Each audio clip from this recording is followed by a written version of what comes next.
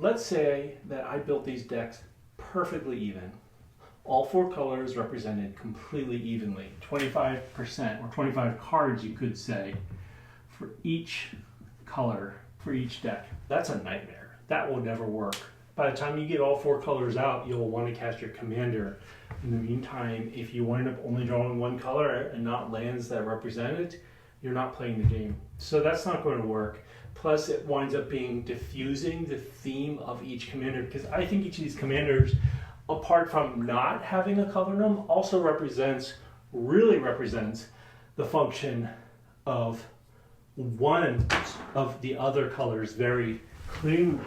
And that's kind of what I think the guilds will help really draw out. Using the guilds will force me to use the mechanics and strategies and styles of the different guilds to be able to make more interesting a wider range of decks that have different styles and ways of winning, which means they can't be completely balanced color-wise. They can't be 25% for each color. So we take a look at which 2 guilds each of the commanders has had assigned to it at the end, and we see, okay, Simic is blue and green, and then we look at Azorius, and that's blue and white. Blue, white, green, and white, and then down here we got black, which is not represented at all. Obviously we still need black, but I don't see much point in having black in it, since if these 2 guilds aren't really efficiently using the powers and the characteristics of black super well. Azorius wants to do control, and Simic wants to do big stompy creatures with crazy abilities. So the black cards, which we will have, will be cards that also fit in line with these 2 guilds, and they'll be about 10%.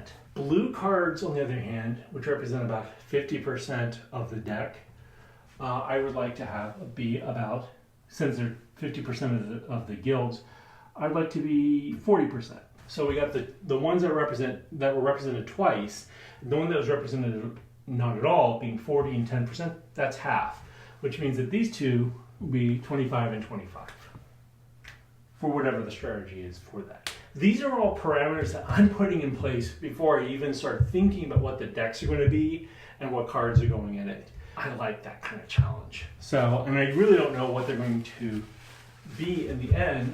I don't know, what these decks are going to be, but I'm really hoping that if you're interested in coming with me on this challenge, that you'll provide your feedback in the comment section.